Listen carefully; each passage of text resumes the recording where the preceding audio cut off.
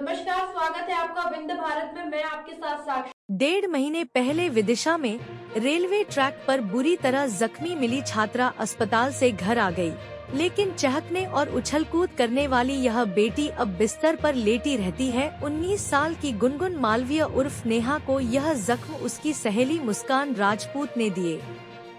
उसकी प्लानिंग गुनगुन को मारकर खुद को मरा साबित करने की थी।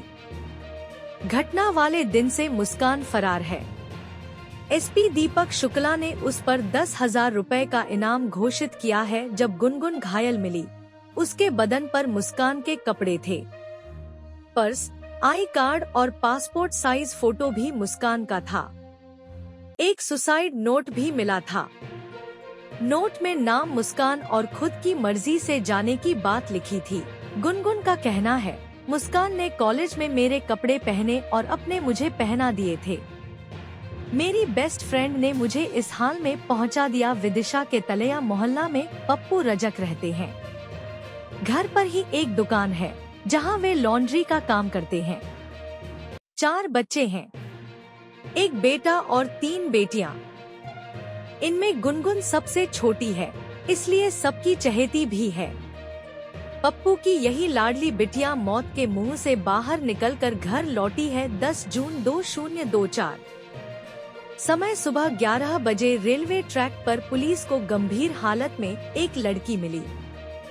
चेहरे, सिर और शरीर का कोई ऐसा हिस्सा नहीं छूटा जहां चोट के निशान नहीं थे। रेलवे ट्रैक पर ही बैग और कुछ कपड़े पड़े मिले। बैग में एक सुसाइड नोट था। चेहरा बुरी तरह डैमेज किया गया था।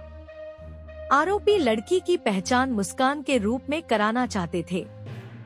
हुआ भी यही, लड़की की पहचान मुस्कान राजपूत के रूप में हुई। बैग में नंबर मिला। डायल करने पर मुस्कान के भाई ने फोन उठाया। वह परिजन के साथ मेडिकल कॉलेज पहुंचा। भाई ने लड़की को मेडिकल कॉलेज पहुंचकर गंभीर हालत में मिली लड़की को यह कहते हुए पहचानने से इनकार कर दिया कि यह तो उसकी बहन मुस्कान है ही नहीं।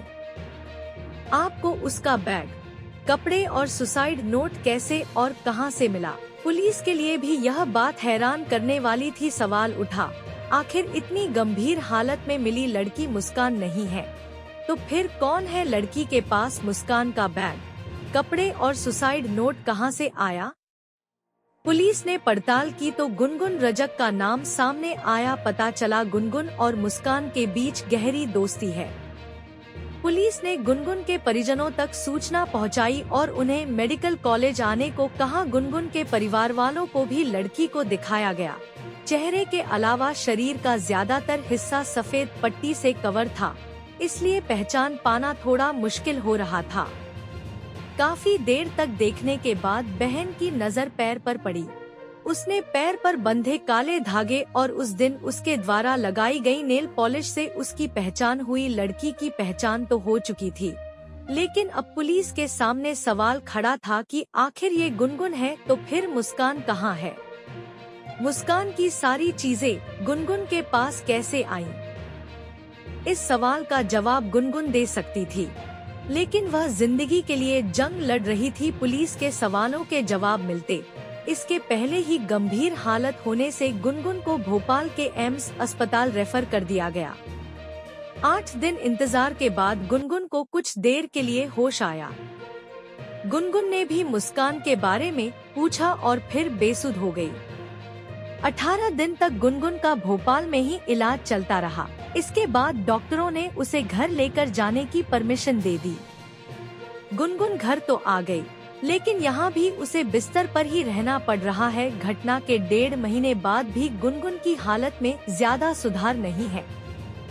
उसे हर काम के लिए सहारे की जरूरत पड़ रही है। वह तो खुद से उठकर बैठ तक नहीं सकती है। परिवार वाले भी बस इसी बात की दुआ कर रहे हैं कि बेटी जल्दी से पुरानी वाली गुनगुन हाय जाए। गुनगुन ने बताया, 10 जून को सुबह मुस्कान स्टेडियम से सीधे मेरे घर आई थी।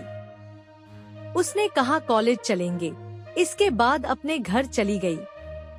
10 बजे वापस मेरे घर आई।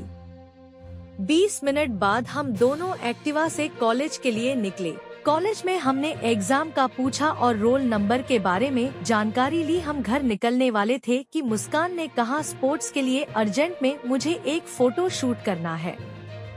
फोटो के लिए मेरे कपड़े अच्छे नहीं हैं, तू अपने कपड़े दे दे। हम दोनों में काफी समानता है। मैंने उसकी बात मान ली और कॉलेज में ही एक कमरे में जाकर कपड़ों की अदला-बदली कर ली।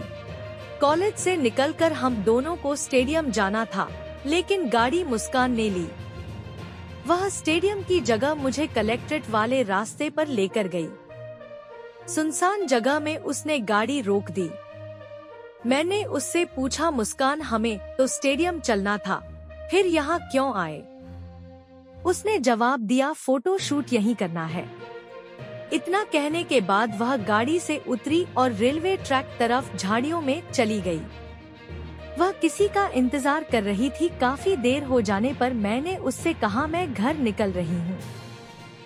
उसने कहा, थोड़ी देर रुक। मैं थोड़ी देर रुकी, फिर उससे घर जाने का कहते हुए वहाँ से निकलने लगी।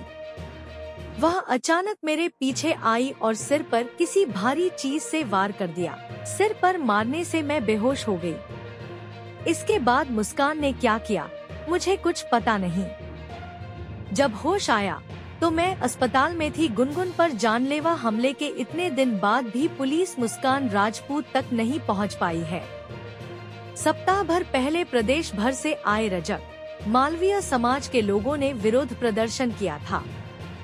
मुस्कान राजपूत की गिरफ्तारी को लेकर गांधी चौक पर धरना भी दिया। रजक समाज के राष्ट्रीय अध्यक्ष शैलेंद्र सरवैया ने कहा कि जल्द मुस्कान की गिरफ्तारी नहीं हुई तो सीएम हाउस के सामने प्रदेश भर के रजक समाज के लोग संगठन धरना प्रदर्शन करेंगे। सीएसपी अतुल सिंह का कहना है कि पुलिस मुस्कान की तलाश में जुटी है। उसके खिलाफ हत्या के प्रयास की धारा 307 और अन्य धाराओं के तहत पहले ही मामला दर्ज किया गया था।